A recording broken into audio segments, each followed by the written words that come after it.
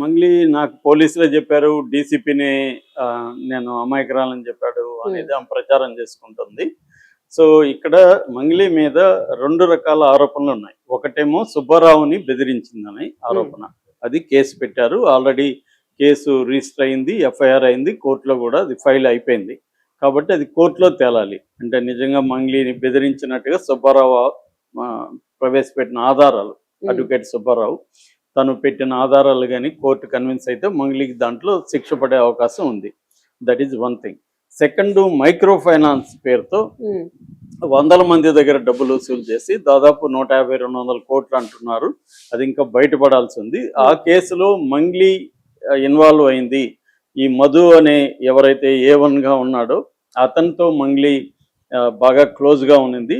మంగ్లీ బర్త్డేకి అతను 4.5 లక్షల నెక్లెస్ చదివించాడు. అలాగే ఒక 15 lakhs ట్రాన్స్ఫర్ చేశాడు అనేది కూడా వార్తలు వస్తున్నాయి.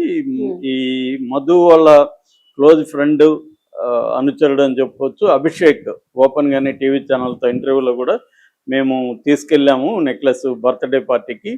మేము వెళ్ళి అది ఇచ్చే లోపలే రైడింగ్ జరిగింది. ఆ రోజు డ్రగ్స్ మమ్మల్ని కూడా చేశారనేది చెప్తున్నారు. అంటే క్లియర్గా అసలు ఆ బర్త్డే పార్టీ అనేది క్లోజ్డ్ సర్క్యూట్ పిలుస్తారు, అందరినీ పిలవరు.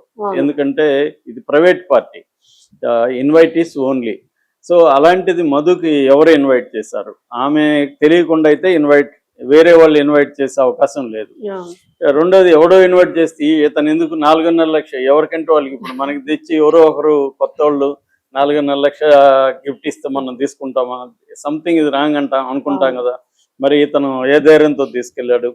అట్లాగే అతను 25 లక్షలు ట్రాన్స్ఫర్ చేశారని కూడా చెప్తున్నారు. సో వీటన్నిటి మీద విచారణ చేయాలి. అట్లాగే అతను ప్లాట్కి వెళ్ళిన చాలాసార్లు ఆమె ప్లాట్కి తీసుకెళ్ళాడు. ఆమె ఒక పబ్లో ఆమె ప్రోగ్రామ్ ఇస్తే వీళ్ళందరూ టికెట్స్, అది కూడా అభిషేక్ చెప్తున్నాడు, టికెట్స్ ఎలా వచ్చాయో తెలీదు, మధు అయితే పిలిచాడని చెప్పి టికెట్స్ తీసుకొని మేము వెళ్ళామని చెప్తున్నాడు. సో అంటే ఆమెకి క్లియర్గా అయితే మధు అయితే క్లోజ్. అంటే ఆమె చెప్తున్నది ఏంది, ఎవరెవరో నాతో ఫోటోలు దిగుతారు, ఎవరెవరో నా పేర్లు చెప్తారు అంటుంది, కానీ ఎవరెవరో అయితే కాదు. మధు ఆమె క్లోజ్ సర్కిల్లో ఉన్నాడు. అలాగే అభిషేక్ ఇంకోటి కూడా చెప్తున్నాడు, ఆమె డ్రైవర్లతో నిరంతరం టచ్లో ఉంటాడు మధు అని చెప్తున్నాడు.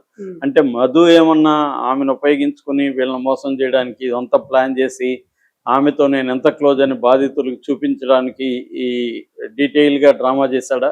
మరి ఆమె ఇవన్నీ తెలియకుండా అతనితో ఇన్ని రోజులు జర్నీ చేసిందా? ఇవన్నీ కూడా తేలాల్సి ఉంది. ఇప్పుడు మన ఆఫీసులోకి వచ్చి ఎవరో మనతో కూడా తిరిగి రేపు డబ్బులు వసూలు చేస్తే ఖచ్చితంగా మనల్ని కూడా పోలీసులు పిలుస్తారు, మీ రోల్ ఏంటైనా, ఎందుకంటే మనల్ని చూపించి అడిగింది కాబట్టి. కాబట్టి విచిత్రం ఏమంటే ఇప్పటివరకు పోలీసులు ఈమెని విచారించట్లే. ఈమెను పిలిచి విచారించాలి కదా, విచారించట్లేదు ఇప్పటివరకు. విచారించకుండానే ఇంకా ప్రాథమిక దశలోనే కేసు ఉంది.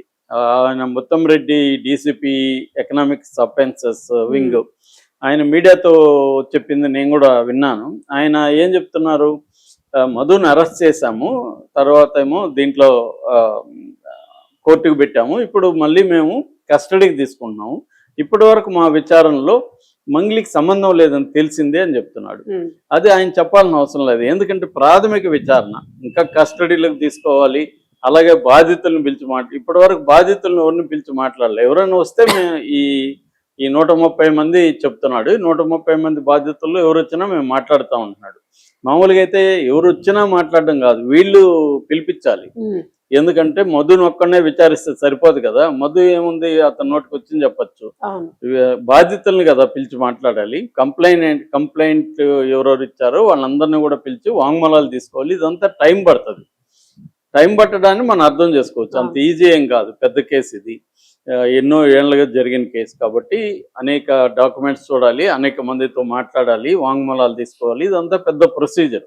ఇది ఒక్కటే ఉండదు కదా, సినిమాలో చూపించినట్టు ఒకే కేసుతో పోలీసులు తిరుగుతున్నట్టు ఏమి ఉండదు. ఇక్కడ ఎకనామిక్ అఫెన్సెస్ వింగ్కి బోల్డ్ కేసులు ఉంటాయి, అందులో ఇదొక కేసు, ఇట్ టేక్స్ టైం, అదే అర్థం చేసుకోవచ్చు. కానీ ముందుగానే బాధితులందరూ మంగ్లీ పేరు చెప్తా మొత్తం మీడియా అంతా మంగ్లీ చుట్టూ నడుస్తుంటే ఆయన ఇప్పుడు మంగ్లీకి సంబంధం లేదని చెప్పాల్సిన అవసరం ఏంటి అనేది ఇప్పుడు అందరూ ప్రశ్నిస్తున్నారు.